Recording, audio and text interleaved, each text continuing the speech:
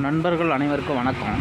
இப்போ நாம் என்ன பார்க்க போகிறோம் அப்படின்னு கேட்டிங்கன்னா, இந்த BS6 CT110 Bajaj BS6 CT110 இந்த வண்டியில் வந்து பார்த்திங்கன்னா ஒரு சின்ன கம்ப்ளைண்ட் என்னென்னு கேட்டிங்கன்னா, வண்டி வந்து ரன்னிங்கில் ஐடியலில் நிற்காது, ஐடியல் ஓடாது, ஆஃப் ஆயிரும். இதில் வந்து ஐடியல் நம்ம வந்து அட்ஜஸ்ட் பண்ணவும் முடியாது.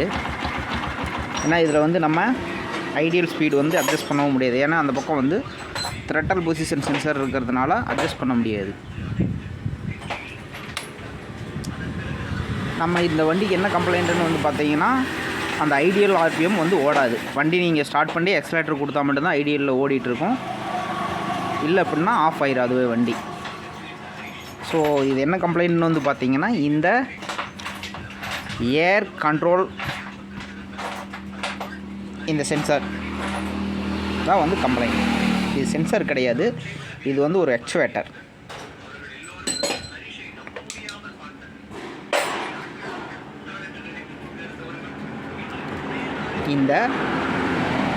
இதுதான் வந்து கம்ப்ளைண்ட்.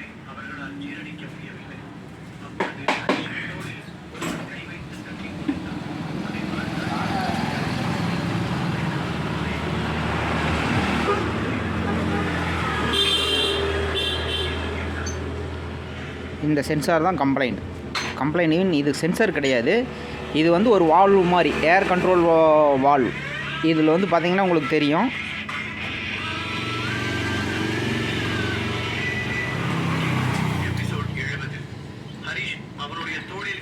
இது வந்து ஒரு வால்வு மாதிரி. இங்கே உள்ள ஏர் போய் இந்த பக்கம் வெளியே வரணும். இதை வந்து கண்ட்ரோல் பண்ணுறதுக்கு உள்ளே வந்து ஒரு சின்னதாக வால்வு மாதிரி இருக்குது. அது வந்து வேலை செய்யணும்.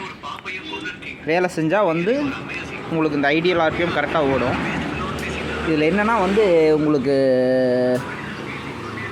இது சரியாக வேலை செஞ்சால் அந்த சவுண்டு வரும். உங்களுக்கு வண்டி ஸ்டார்ட் பண்ணோன்னையுமே அந்த கீ ஆன் பண்ணோன்னே டக் டக் டக்குன்னு ஒரு சவுண்டு வரும். நீங்கள் பிஎஸ் வண்டி பார்த்தீங்கன்னா தெரியும், இந்த பிஎஸ் கார்பரேட்டர் 6 கார்பரேட்டர் யூஸ் பண்ணியிருக்க வண்டியிலலாம் CD110, அதே மாதிரி பிளாட்டினா 110, இந்த வண்டி எல்லாத்துக்குமே இதே மாதிரி தான் இருக்கும், இந்த கார்பரேட்டர் தான் இருக்கும்.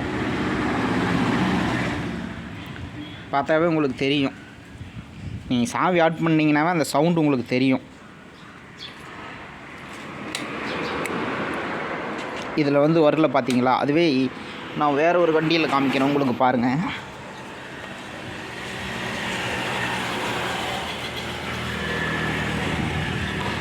அது வேலை செய்கிற சவுண்டு உங்களுக்கு நல்லாவே தெரியும். இப்போ நம்ம வேறு ஒரு வண்டியில் காமிக்கிற பாருங்கள். இது பார்த்திங்கன்னா பிளாட்டினா 110, இதுவும் BS6 கார்பரேட்டரு. இதில் தெரியும் உங்களுக்கு அந்த சவுண்டு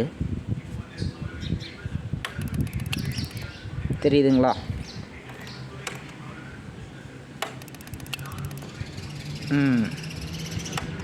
அது வந்து வேலை செய்யலை அந்த வண்டியில். அதனால் வந்து உங்களுக்கு ஐடியல் நிற்காது. அதுதான் வந்து உங்களுக்கு அந்த கார்பரேட்டருக்குள்ளே வந்து போகிற ஏரை கண்ட்ரோல் பண்ணுறது.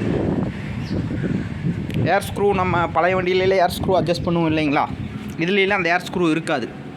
ஏர் ஜெட்டுன்னு சொல்லுவாங்க, ஏர் ஸ்க்ரூன்னு சொல்லுவாங்க. பழைய வண்டி கார்பரேட்டரில் இருக்கும், ஆனால் இதில் இருக்காது.